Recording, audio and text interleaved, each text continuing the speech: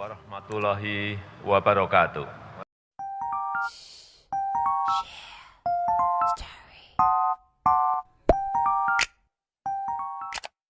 Sebelum kita masuk ke etos, patos, dan logos, yuk kita bahas apa itu retorika.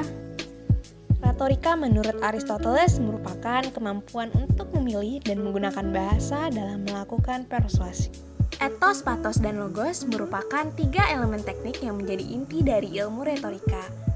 Ketiga elemen tersebut pertama kali dikemukakan oleh Aristoteles dan hingga sekarang digunakan sebagai senjata dalam persuasi. Etos atau karakter adalah komponen yang digunakan sebagai argumen yang menegakkan kepercayaan pendengar terhadap kompetensi pembicara. Seseorang tidak terpersuasi hanya karena bukti-bukti yang dipaparkan dan juga tidak hanya mengandalkan kata-kata yang baik, tetapi oleh siapa kata-kata dan bukti itu dipaparkan. Jadi penting banget nih untuk pembicara memahami elemen ini. Nah, jadi kredibilitas atau etos itu merupakan opini dan persepsi dari halayak terhadap pembicara.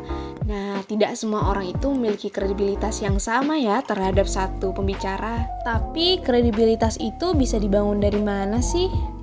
Kredibilitas dapat diraih dari pengalaman berbicara, prestasi yang sebelumnya diraih, pemaparan gagasan yang objektif, dan yang pasti pembicara harus memiliki akhlak yang baik.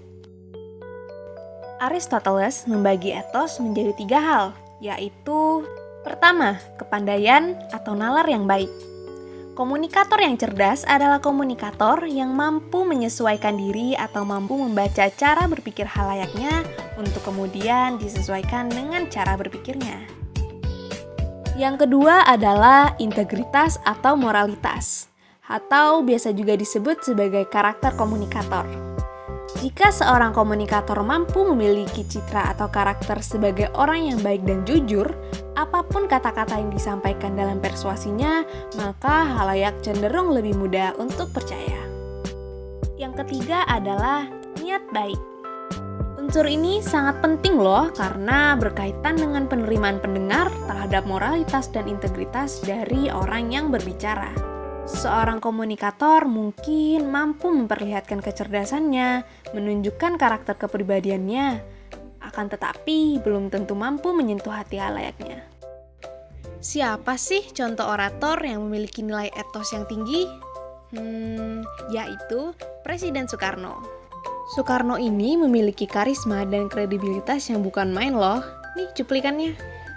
Force Demokrasi. Pathos. Pathos adalah sisi daya tarik emosional.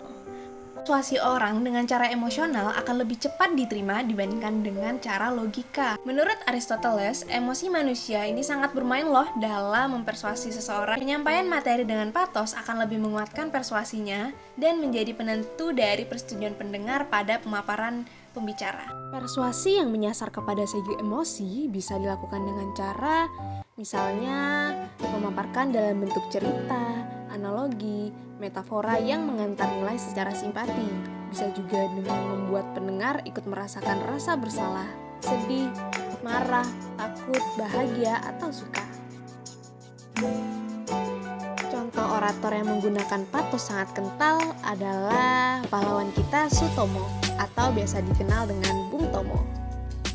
Bung Tomo dalam melakukan oratornya mampu menggerakkan jiwa-jiwa para pendengarnya untuk bisa lebih bersemangat dalam melawan penjajah.